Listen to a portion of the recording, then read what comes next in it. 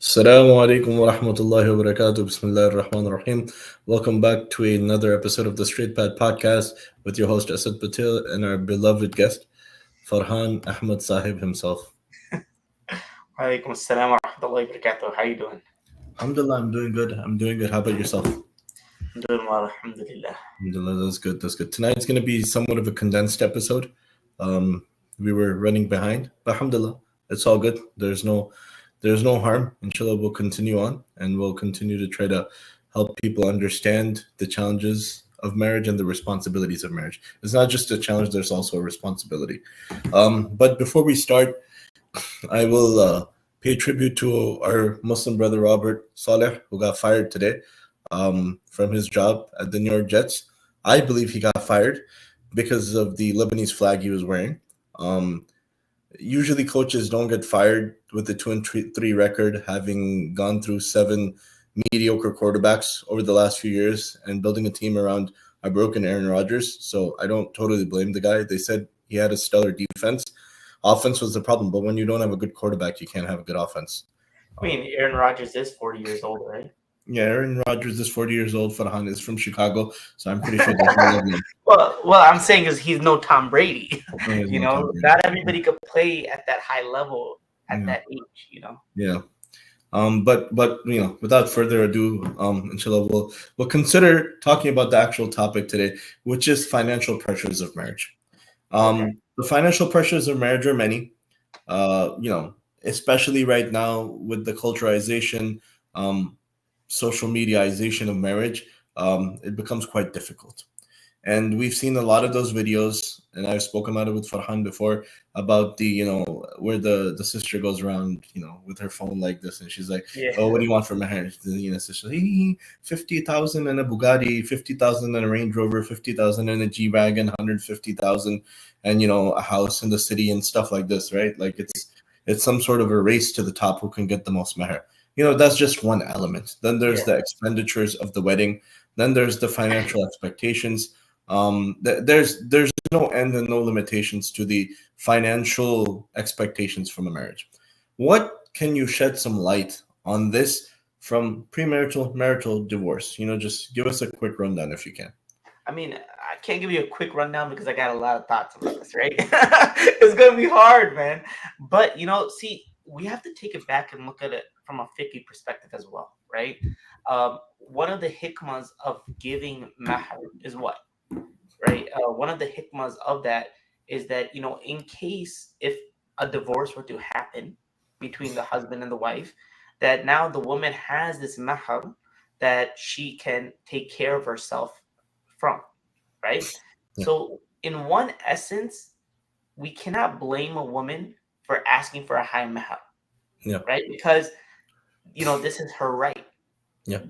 At the end of the day, but this is where it gets a little bit problematic, because if a person is asking for a high mahar, fine, okay, the person might give it to them, but when a person gets divorced, and obviously nobody goes into marriage thinking they're going to get divorced, but the problem is now they start asking for alimony, right? And now, so you're kind of double dipping. You're getting the high mahar and you're getting the alimony. Because I can't speak for all other madhab, but in the Hanafi madhab, right, there is no alimony, right? You only support the woman for her iddah period. Once the iddah is done, that's it. It's not your It's not the husband's responsibility to take care of, or the ex-husband now to take care of the wife or the ex-wife, right? And so that it's supposed to offset, right? Kind of. But now, if you're kind of double dipping, right? You're getting the mahar and then you're getting alimony. Then why would you give a high mahar in the first place? It kind of just logically kind of doesn't make sense. That's one aspect that we have to look at it from. The other aspect that we should look at it from is that what was the sunnah, or what was the Fatimi mahar, as they call it, right? The mahar that Aisha radiallahu anha asked for. I believe it was Aisha, or maybe I'm mistaken. But the mahar, right? Anyways, so we understand that in today's age, I mean, I don't I know. think I think the common one is the Meher Fatmi. Yeah, mahar fatimi. That's what I meant, right? The mahar fatimi, and I don't know what it is exactly today, but I know that you can find it out on some websites and stuff like that. But I think it's around 1,200. Yeah, it is on the lower end. I will be honest about Yeah, that. right. But that's like what was given. Yeah, So so now it's like, and there's a lot of barakah in trying to follow the sunnah yeah. as well. So I mean, look, I don't blame a person, but at the same time, is like, are you not going to get married to somebody because of the mahar, That was right? that was the question.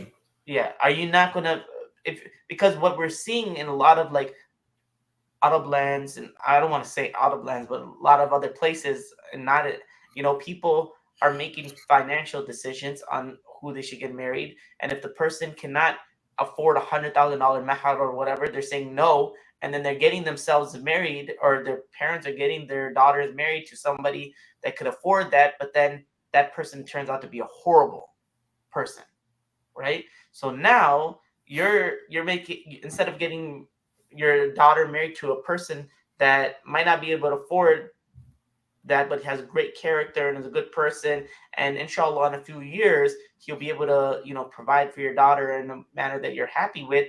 You're getting them married to a terrible person just because of money, right? And also, is that even money sometimes even coming back to the daughter, or is it staying with the parents?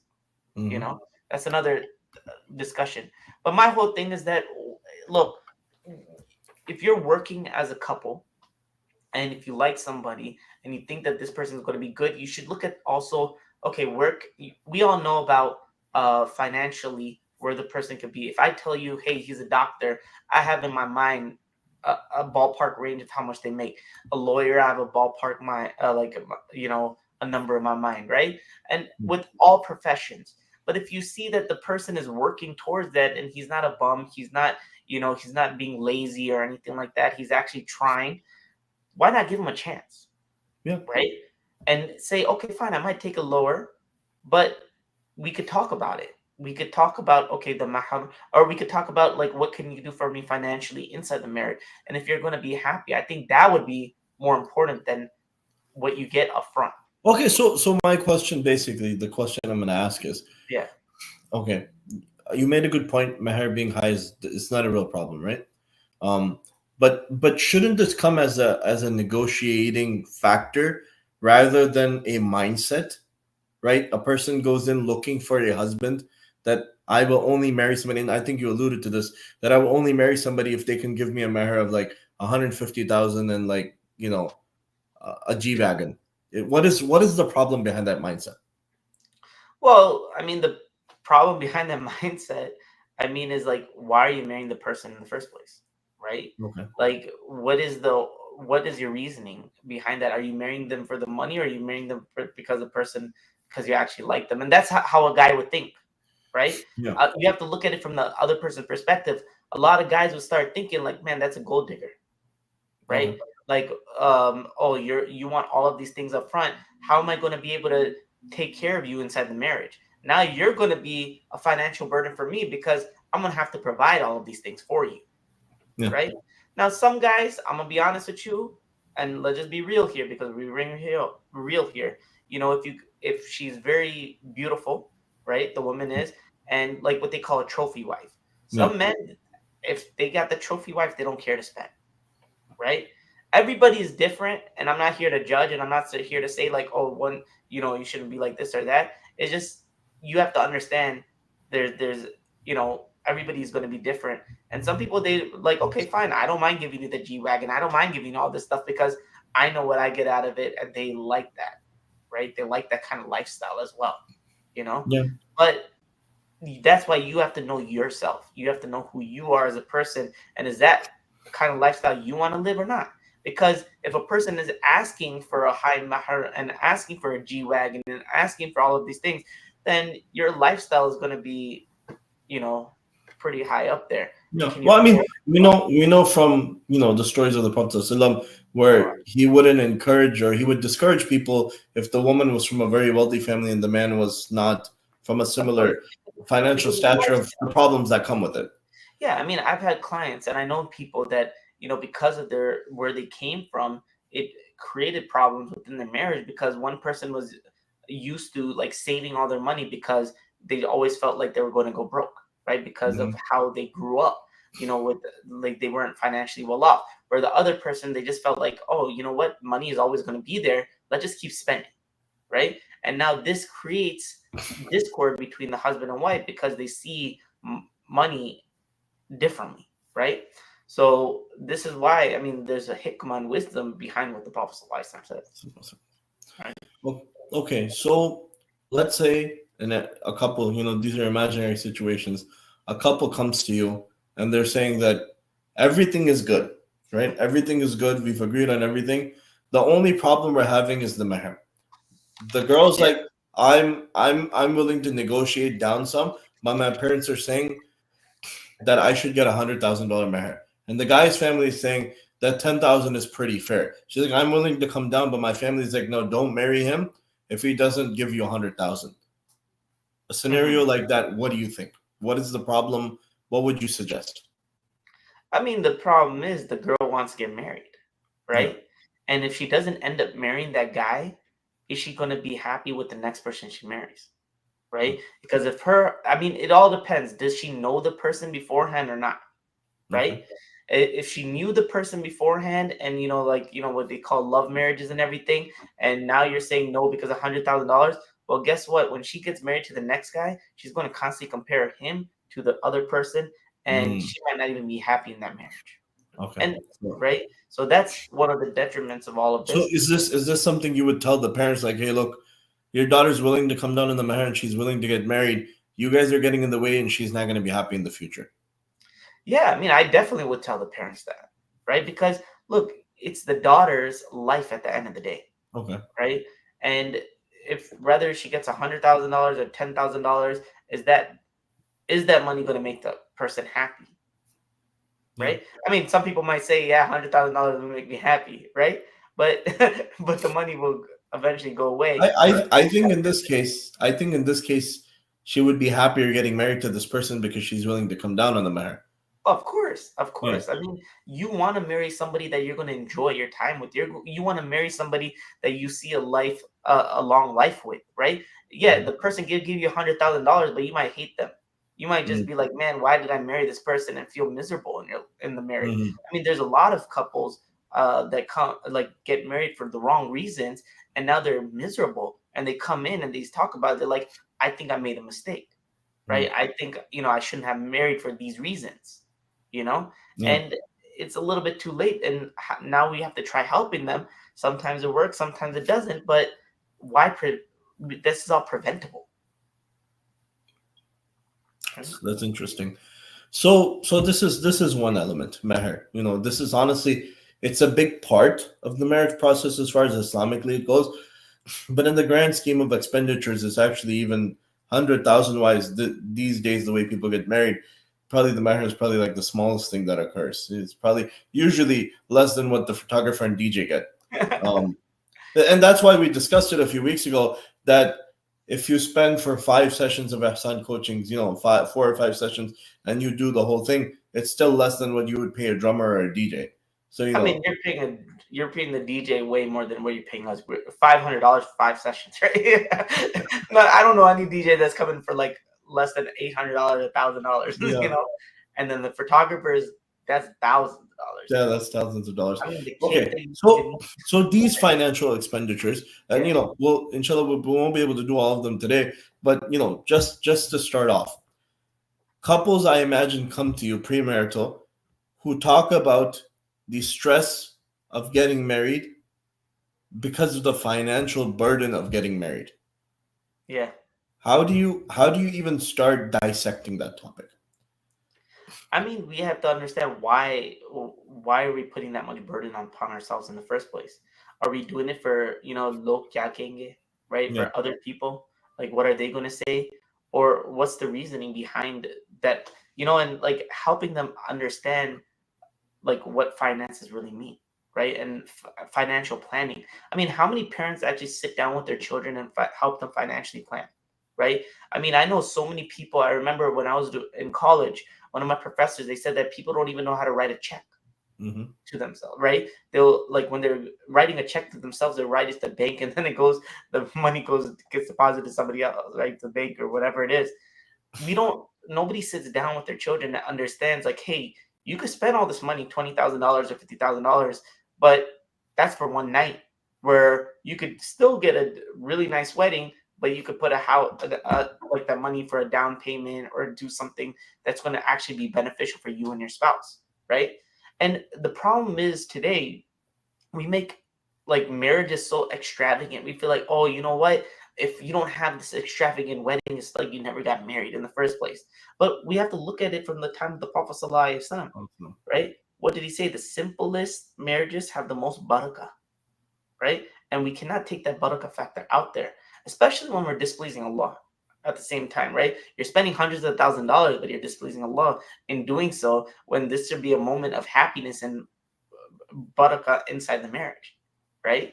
So if we're stepping inside the marriage on the wrong foot and we're spending all this money, then we have to really think about it and reprioritize and understand what is our our priorities, right? Reading a news report. Um, Husband beats his wife to death with a hammer after she files for divorce. That's crazy. That is, I mean, I shouldn't laugh. I'm not trying to laugh about it, but I'm just like, sometimes you just like when you hear something tragic, you react differently. I mean, Mhm. that's just insane that a man So would do that. she, what's it called? Where are they? You're from Indiana, right? Ohio, No, Indiana. no, Ohio, Ohio. Okay, it happened in Indiana. I thought all bad things happen where you're from. No, no, only cats and dogs. Only cats and dogs. Okay, so do you sit couples down and explain to them that if they spend too much money on a wedding, premarital couples, that this may cause stress right now and in the future? Is this something you would do I mean, if they would talk about the topic? I mean, I'll be honest with you. I mean, that's something that we could talk more in detail about, Okay, right? We're okay, talking more about the compatibility and everything. I okay. mean, we're not here to like tell people how to spend their money. At the end of the No, day, I understand. right? I mean, that's a lot of the times. I mean, let's be honest. Alhamdulillah, Muslims in America are very wealthy, right? We have, for the most part. So people that are usually coming in, they've already planned out that they want what kind a certain type of wedding. They have their parents that are paying for it, or and so forth. And so when that happens, this doesn't really become a big topic for discussion, right? I mean, but sometimes people do come in where they're paying for their own weddings, and now they want to bring it up and they want to talk about it, and that's when we actually do a deep dive. So we're not here to force our opinions upon anybody. At the end of the day, it's marriage is and something to enjoy, and it's a joyous moment, right? So if somebody wants to spend and they're not doing anything wrong, then alhamdulillah, enjoy. But at the same time, it's like just understanding your priorities, right? Yeah. No, I wasn't trying to say like from a financial planning perspective. I Yeah, was yeah. more so from the stress perspective. If couples come in, they're premarital, they're already fighting over this. Would you tell them, hey, look, this is what's causing your stress? Maybe you should really have a deep conversation about this. Yeah, no, of course. I mean, that has happened before, where it was causing a lot of stress, and then we talked about it and we worked on it, and Okay. alhamdulillah, they realized, okay, what things that they could do so that they could feel less stressful inside their marriage, right? Like the whole wedding planning and Yeah, everything. I think that's important that in that premarital phase, if everything is going fine leading up to the wedding, and then all of a sudden the wedding becomes complicated, and I know you've read the story before where the wedding was called off because the biryani was going to be made from chicken instead of beef or something like that in India.